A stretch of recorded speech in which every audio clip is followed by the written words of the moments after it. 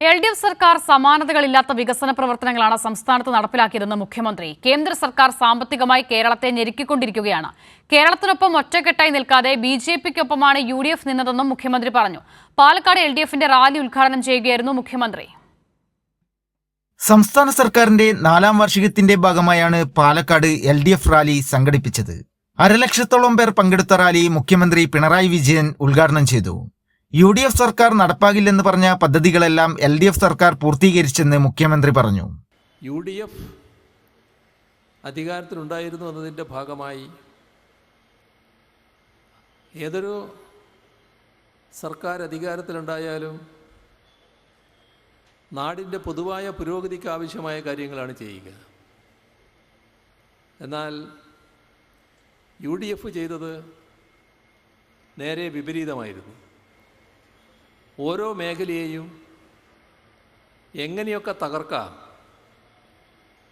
ഏതെല്ലാം രീതിയിൽ പുറകോട്ടടിപ്പിക്കാം, ഇതിനാണ് UDF മെനക്കെട്ടത്. അർഹതപ്പെട്ട സഹായം പോലും നൽകാതെ കേന്ദ്രം ശ്വാസം മുട്ടിച്ചിട്ടും കേരളം വളർച്ചയുടെ പാതയിലെന്നും മുഖ്യമന്ത്രി. കേരളത്തെ സാമ്പത്തികമായി ഞെരുക്കുക, ശ്വാസം മുട്ടിക്കുക, അതിനുള്ള പലതരത്തിലുള്ള ഉപരോധ നടപടികൾ, കേരളത്തെ പ്രത്യേകമായി ലക്ഷ്യം വെച്ചുകൊണ്ടുള്ള നടപടികൾ കേന്ദ്ര ഗവൺമെൻറ് ഭാഗത്തുനിന്നുണ്ടായി. വലിയ പ്രയാസം നമുക്ക് അനുഭവിക്കേണ്ടി വന്നു. ആ പ്രയാസം ഒരു നാടിനോട് ചെയ്യാൻ പാടില്ലാത്തതാണ്, ഒരു സംസ്ഥാനത്തെ ജനങ്ങളോട് ചെയ്യാൻ പാടില്ലാത്തതാണ് എന്ന് കേന്ദ്ര ഗവൺമെൻറ് അടുത്ത് പലതവണ നമ്മൾ പറഞ്ഞു.